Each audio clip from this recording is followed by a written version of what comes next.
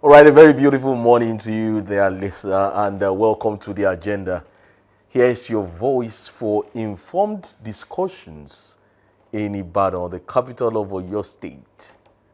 I am Chike Ubogu. Today, we dive into a topic that touches every resident, and that is security. And our focus is the Oyo State Police Command, its achievements and challenges so far. In recent time, we have seen reports of arrests, rescues, and proactive operations, but also concerns like threats in certain areas and public safety worries the citizenry. Well, I'll be joined in the studio by a key figure leading communication on these matters. I'll go on a break, and after this break, I'll be joined by the spokesman of the Nigerian Police Force Oyo State Command, DSP Anyolade Olayinka. He'll be joining me in a bit. Stick around, don't go away. Welcome back from that break. Yes, joining me live in the studio, like I said, is a key figure leading communication on security matters in Oyo State.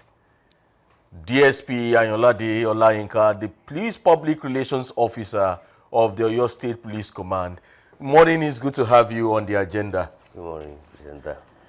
Well, DSP Anyolade is here, and let us start with the big picture. The command has been grossly engaged in recent months and recent weeks. So far, it's been a tough one for the command, and under the leadership of CP Femi Aruna, and even with the support of the Inspector General of Police, as it were.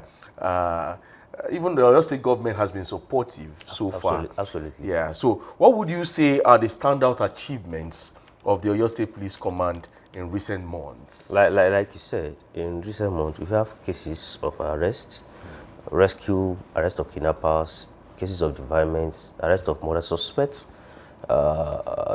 Just recently, we had a case where a man who was conveying items suspected to be human parts from Lagos to Osogbo was intercepted by our men on the road, and he was promptly arrested. The man is undergoing questioning, and after the investigation is concluded, he's going to be charged to court. There have been several cases of arrest. There have been several arrests made. Do you have numbers, figures that we can play with? Within the time I reported as a public relations officer, yeah, I have number.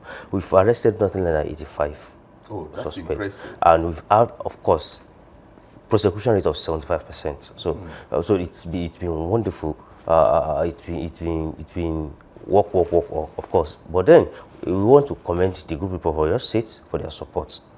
They've been supportive. They've been giving timely information, and also the Commissioner of Police also wishes to commend the governor, appreciate the executive governor for the wonderful work, for the support he has received so far. The Inspector General of Police has always been a supportive father who has always been helping, and he has this listening here and always proactive. So. Yeah, that's it. You've given us some interesting and impressive numbers, especially with your little stay. You just came in. Less than a month, and these achievements have come in, and thanks to the team, because it's not done by one person alone. Absolutely. But we often hear about rescues and arrests, and then it's always funny that police might want to keep this to themselves, but for the sake of this conversation, can you share more on how these operations work? And then, for example, if you look at some recent arrests and rescue, how were you able to? How was the command able to, pull off that feat? How does it work?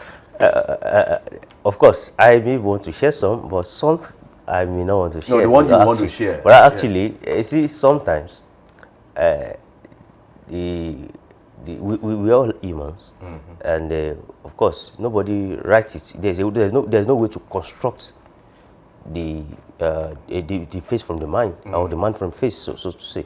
So we can't really know who is watching and who is not. So I would want to divulge some of our operational tactics. But in many of these cases, we've had to cooperate with other agencies, which is very key. See, cooperation. As the Nigerian Police Force is the leading security agencies by constitutional provision, and we understand that security is a collective responsibility. All hands must be on deck to achieve this robust security of lives and property we all yearn for.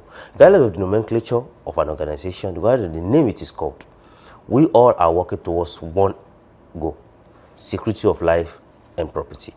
But I will tell you, in the case of rescue, a couple of cases of rescue, we've had to leverage on technology.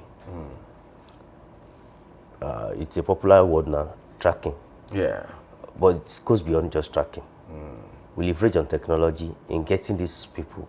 In one of my press releases, I spoke about the situation whereby when the assailants saw our men coming, they attacked, and that's returned fire, which led to the neutralization of about 2 of them.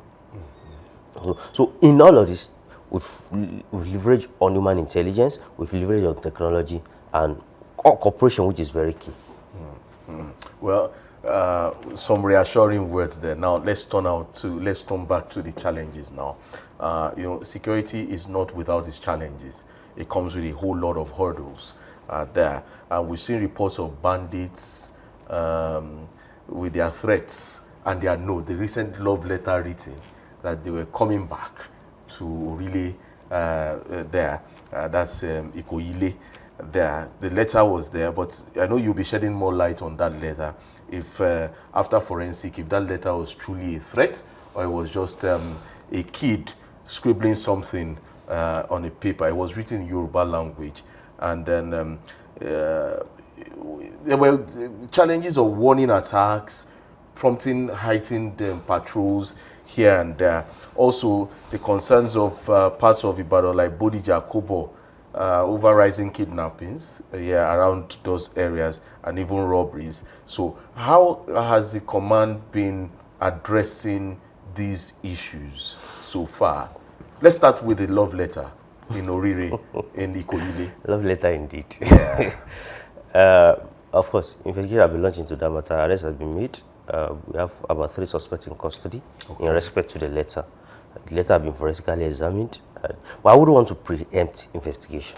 We can just leave it, but just give us on the surface. But what we know is that the letter was found in front of a man's house. And the same man took the letter. Of course, it became a public knowledge. Everybody started talking about the notes. I wouldn't call it a letter. It was perfectly written in Yoruba, and the other one written in English. We take every threat serious. We are not an agency that's taking this with levity. So we took the Commissioner of Police, Oyo State Police Command, CP Femi Haruna, took a proactive step, directing men to the area, reinforcing the security of the said environment, deploying intelligence operatives, and then obtaining the letter for forensic analysis, which we are doing. Investigation is still ongoing. We've had 3 suspects in custody in respect to that. I want to assure the group people of Oyo State that we should not create unnecessary panic. Okay. Misinformation and disinformation does a lot more of damage than the real attack itself. So we should not create panic. We should not spread false information.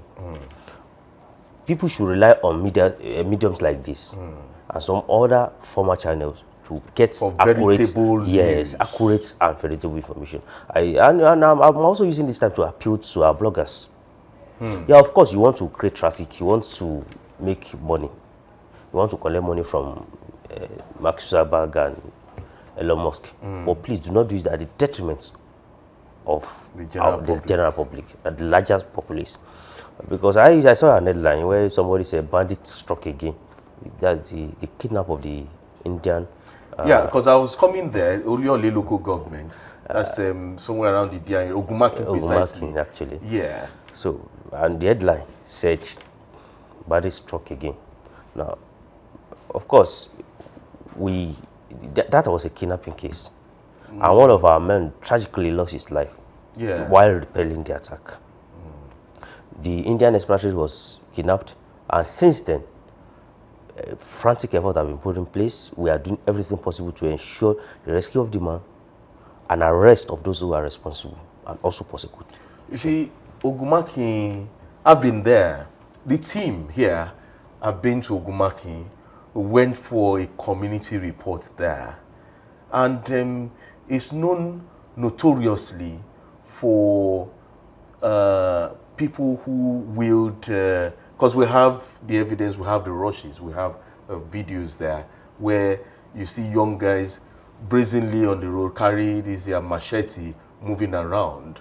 I don't want to attribute them to any particular tribe, but you see them, they are herders, as it were, in Ogumaki, especially the Ogumaki market there, that area. You see them move around with machetes, even when people are relaxing, seated. And then you want to ask, is this a norm in Ogumaki? If we Abag and the likes within that community. And then they've always complained about herders attacking farmers at Ogumaki. We have so many evidences. We've spoken with the Bale of a place. We've spoken, in fact, we tried to speak with the head of the Fulani community there, but it proved abortive at that moment. So you see many people with injuries, machete cuts and wounds and all that, which we verify, and we still carry the police along while we take up more investigation on that on our own side.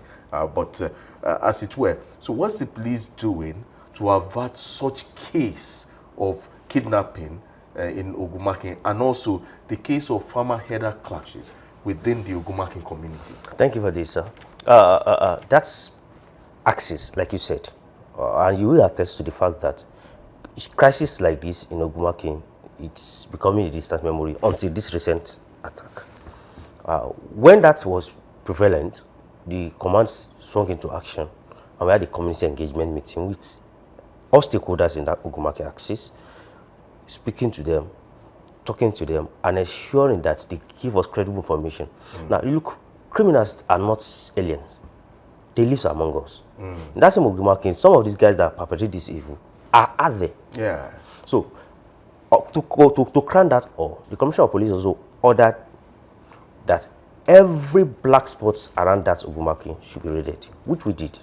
And that's what yielded the results that brought some level of sanity to that area. And with this attack, even prior to this attack, of course, we've deployed intelligence operatives all around the state.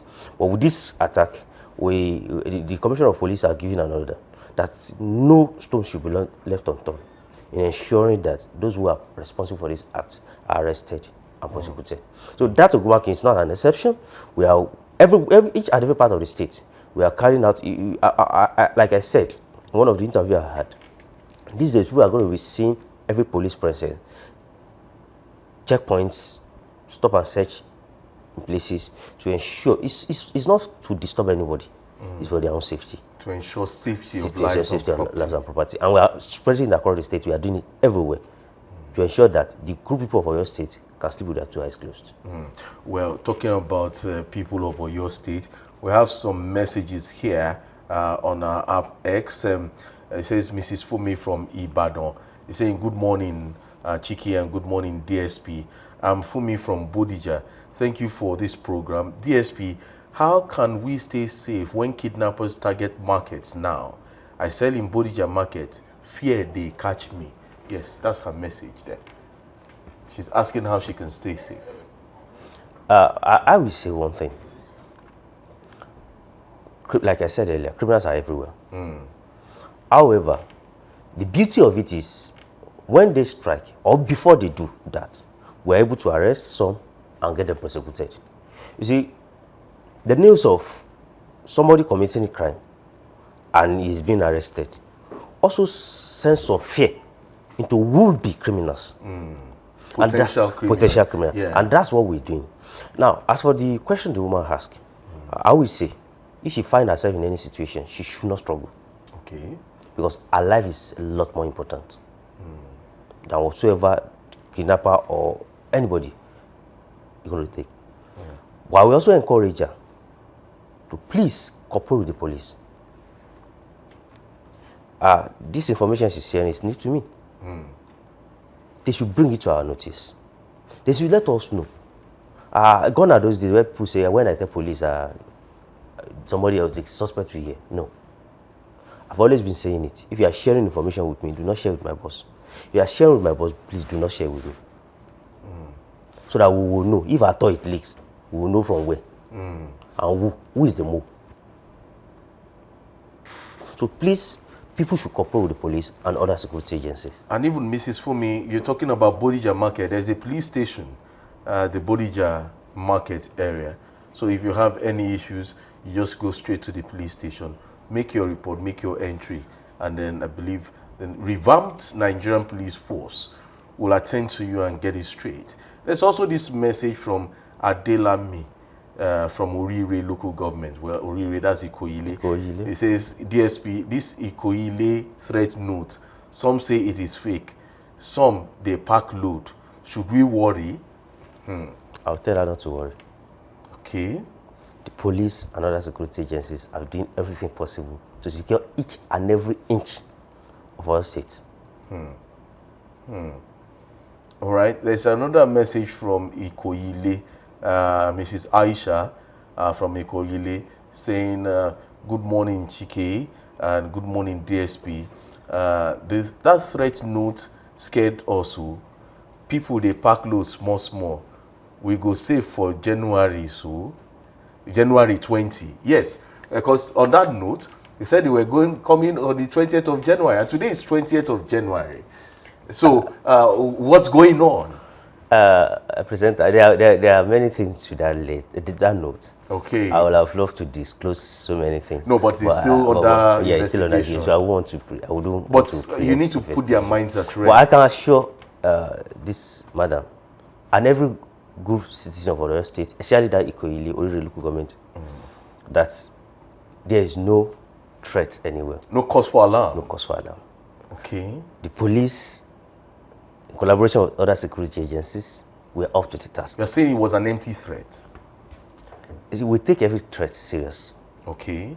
Guys who have written that letter, we are, of course, taking all possibilities. However, I also want to assure the woman that I hope she knows that those that carry out the dastardly attacks on the men of the forest ranger, 3 of them are already in custody, including their ringleader. Their ringleader? Yes. Okay, interesting. They are in custody. Okay. An investigation is ongoing. Why we have not let the cat out of the basket is because the investigation is still ongoing. We are on the trail of the remaining suspects. Okay. So she should be rest assured that the police is doing everything possible to ensure their safety. Wow, this is an exclusive story that the ringleader of the Ikoile attack has been apprehended. Well, and for the residents of Ikoile, well, the police PRO is saying, calm down. Do we say hello for Kombale? All right, before I go to the other story that we'll talk about, we still have so many messages here. Biodun from Iseyin, it says, that rescue of the 60-year-old Baba, thank you, but our forests are full of bad boys. How would the police clear them fully?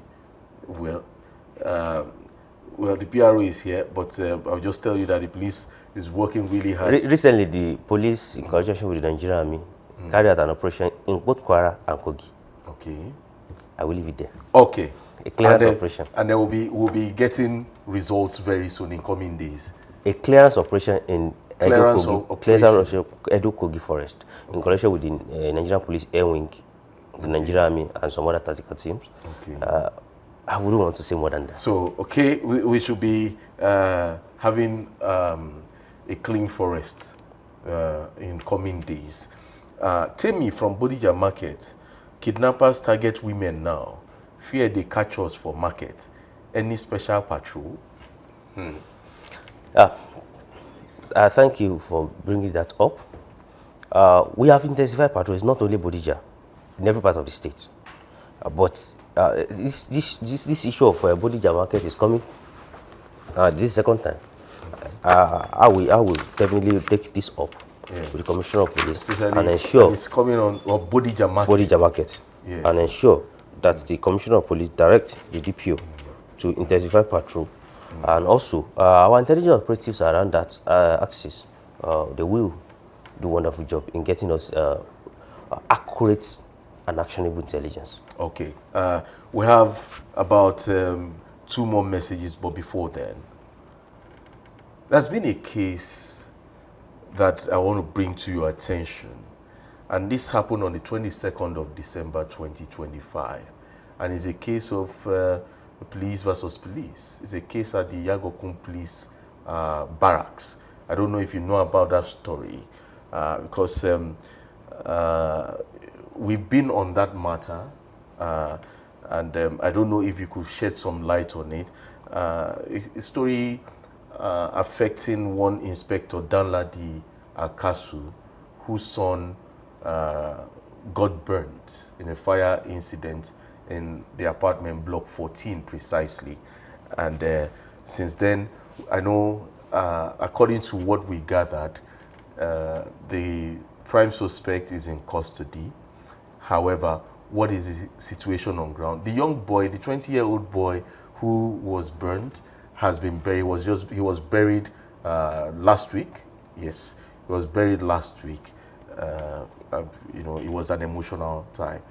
The only son and the next of kin to this police officer. The police officer, I met with him.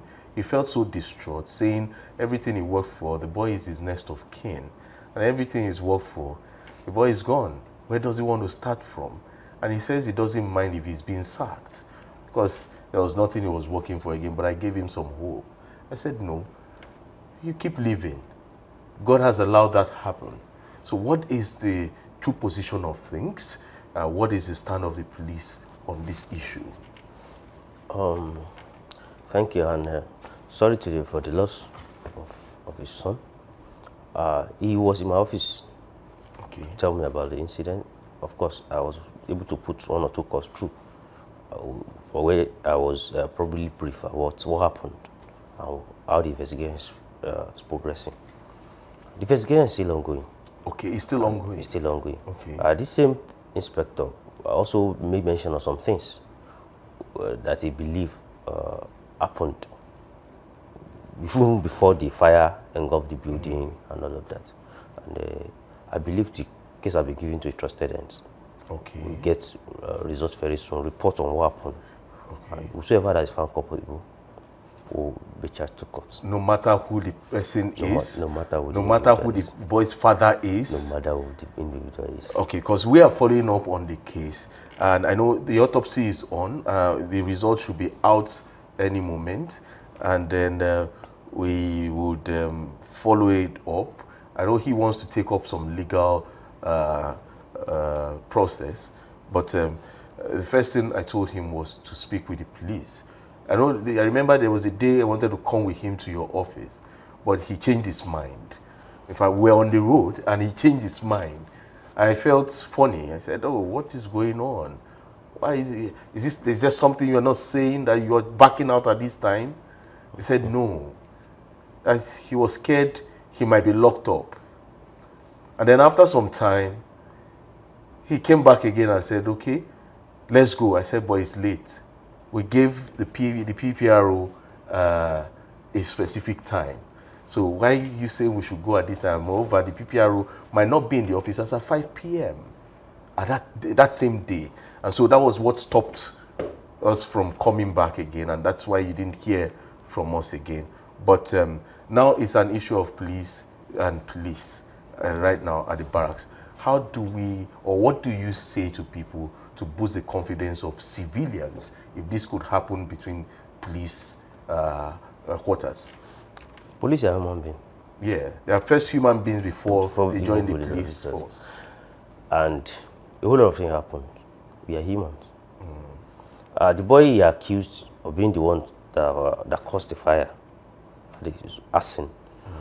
The boy have been apprehended. He's in custody. He also made claim of his son probably being poisoned before the incident happened. Okay. Which was what made him not to have run out of the building. Those are allegations. Yes. Autopsy have been carried out. That will tell us what happened. It will lead. Yes, what happened before the fire outbreak. And if anything is found, if anybody is indicted, if anybody is found culpable in this whole thing, the person will face it. I want people to understand that there are protocols, there are rules, there are procedures.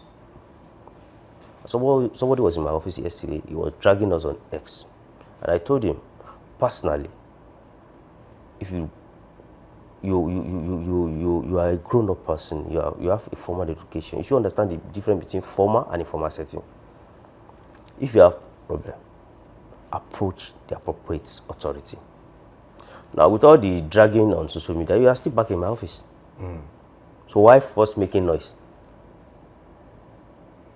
It is good we all sit down. The Nigerian Police Force is one agency out of all that believe that, look, no matter how well you train your personnel, there will always be those who with constant interaction with the criminal underworld, they will imbibe culture, they will cultural exchange. They will have tendency of criminal activities, which is why the force put in place 4 different mechanisms for checkmating excesses of our men.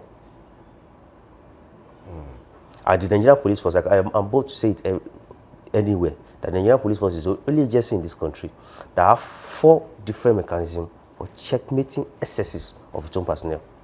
No any other agencies have such. You have the provost is there, the CRUA is there, the monitoring unit is there, the escort is there. They are all to check excesses of our men. So we understand that organization with the size of the Nigerian Police Force, we have those who will misbehave. Well, there will be some unscrupulous elements. And we have put in place mechanism to check their excesses. So this case is not different. If anybody is found culpable, he or she will definitely face it squarely. Now, talking about the police, especially in Oyo State, what do you say about some men of the Nigerian police force who are on the streets, who are on the road, and they don't wear uniforms? Now that we don't even know who is who, now if you don't wear uniforms and you wield arms, should the public term them as bandits? Because there's no way to identify who they are. So what's the Nigerian Police Force or Oyo State Command doing, to such individuals who, especially, let me give you an instance where I saw and I moved around. From Ijokodo, you're going towards Akpete. After the our customs yard, there's a bend there. You see some police officers there. They only wear a reflective jacket that does not even bear police on it. They wear a reflective jacket. They wield their AK-47, wearing a jean and a t-shirt, looking haggard and tattered. And then you see them harassing young people on the road. And I ask myself, are these police officers? When you see such people, you want to be ashamed that you are my friend. So if I see such people, I'll be, this is a police officer. No, I shouldn't associate with these people when I have DSP Ayola there as a friend. So what measures are you putting in place for such individuals? First of all, there is a stern warning and directive that none of our operatives should go on operation without a means of identification. And this one you are saying now, it's new to me. And it's new in the sense that even the tactical teams, who are not in the first place even permitted to be on the road, and they have never been since the time I've been in Oyo State, they have a jacket that bears where they come from.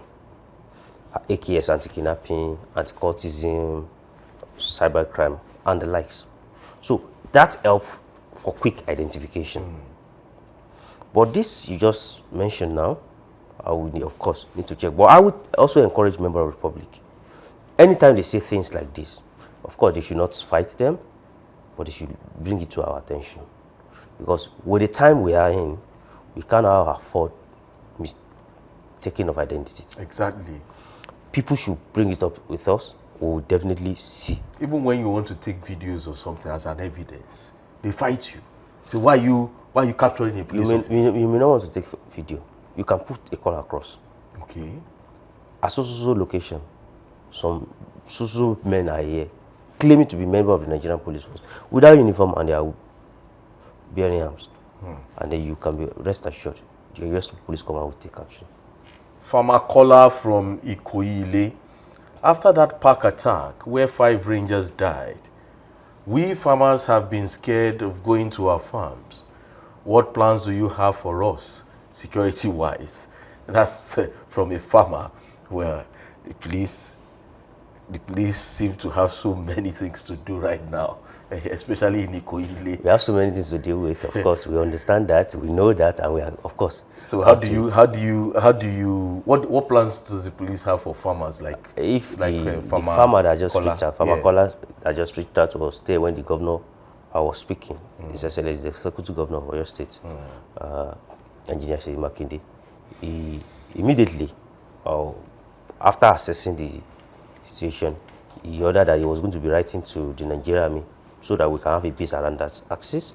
While that is going on, he has already given a directive, which, of course, before that time, the Commissioner of Police had already done that. But the governor reiterated that police team, the DPO and area commanders will place a team around that axis to be doing constant patrol. The challenge in that area is the way the area is, the road, the terrain and all of that. But the governor has promised to fix the road so that it will be motorable and for easy access by the security operative. So for Farmer Kola, you should be rest assured the police, in collaboration with other security agencies, the state government also doing everything possible to meet his need. You should be rest assured there is no any thing to worry about. There's this message from Ojagbe in Oyo Town. Shegun from Ojagbe in Oyo Town. Well, his own question is even trying to help. He says, how can the youth help the police? That's a good one. Yeah. The youth can help police a lot. Okay. Of course, the youth have access to robust intelligence network. They have access to robust information than the elderly. The youth should cooperate. The youth can come up with ideas, and the youth should as well try to always give accurate information and desist from spreading false information. Because this issue of misinformation and disinformation is actually associated with youth more than to the elderly. Maybe because of the overzealousness in using social media, it could cause some of these things. Yeah. Okay. So now, as we're winding down, I know you have so many other places to catch up with. 2025 in Oyo State has come and gone with achievements and bottlenecks of 2025. This is 2026, and we're just in January.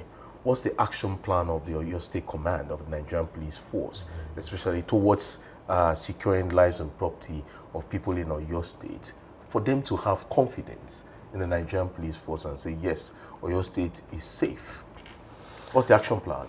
Yeah, the Oyo State Police Command, of course, like the Inspector General of Police, Ajibika Adelegbeto, PhD MPM, Director of Commissioner of Police, to come up with a plan for security in their state, and as well giving a sound directive. In this year, we have refilled our policies last year, and we've looked at where things did not go well, where we need to adjust, and things we need to do differently, and that's what we're going to do. We are definitely going to increase patrol and surveillance. We understand that without robust intelligence, there will be little or nothing anybody can do. So we are increasing on that aspect. Patrol, like I said earlier, stop and search is going to be very, very robust, and it's going to be intelligence-led.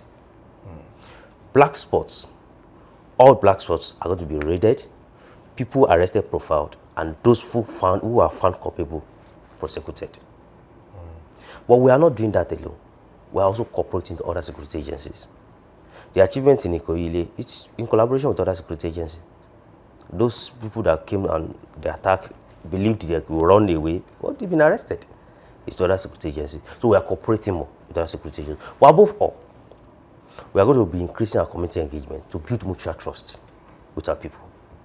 We understand that there have been issues with police, trusting police, believing in institutions and all of that. Yeah. We understand that. But our community engagement is going to increase. We're going to work with the stakeholders. The Commissioner of Police have already given an action plan to invite Hoteliers Association, NURCW, market people, and every other stakeholders. The youth are also going to be included. And he has said that this year we are going to launch something called Police Student Relation Committee, just like PSRC that we have. Okay, so you now have PSRC. So among the students, we will have people who speak for us, who give us feedbacks. What we are doing well, where we need to adjust, things we need to do differently. And I can assure you, this year is going to be a lot better in terms of security in Oyo State. Well, hopefully, like what you just said now, that this year would be a lot better for the people of Oyo State. Well, powerful words there. You've given the residents of Oyo State an advice, community engagement. When you see something, say something there. But there's this on behalf of the Commissioner of Police. You know, there's this issue. People have come to protest here.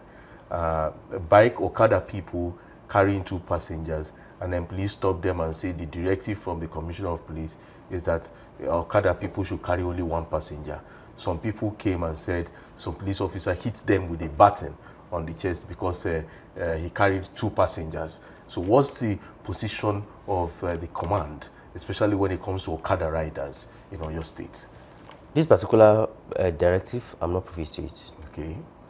I'm not privy to it. However, if at all, anybody, if there is a directive like that, if at all, quote and unquote, the police officers don't have hit someone with baton while they're on bike. That could lead to accidents. You just see many people going around. They don't know who is where.